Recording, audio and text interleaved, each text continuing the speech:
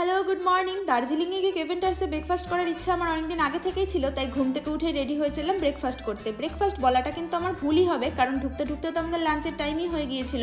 তারপর দেখলাম দার্জিলিং বাসিন্দারা সবাই মিলে নিউ ইয়ার উপলক্ষে তাদের জাতীয় পোশাক পরে মিছিলে বেরিয়েছে। তারপর আমরাও সবার ফার্স্টে এসে লাইনে দাঁড়িয়ে রইলাম। 3 ঘন্টা লাইন দেওয়ার পর অবশেষে ঢুকলাম কেভেন্টার্সে। ঘড়িতে তখন বাজে দুপুর 12:30। বরফি সিনেমার কিছুটা শুটিংও কেভেন্টার্সেই হয়েছিল। বিশাল পছন্দের জায়গাটা পেয়ে আমি তো খুব খুশি হয়েছিলাম।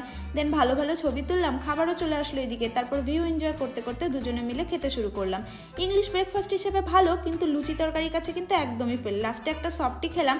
তারপর দুজনে মিলে গিয়েছিলাম মহাকাল মন্দিরে। ভীষণ ভালো লাগলো ওখানে গিয়ে, ঠাকুরের কাছে মন ভরে প্রার্থনা করলাম আর বলে আসলাম নেক্সট বার যেন ভালোভাবে আসতে পারি।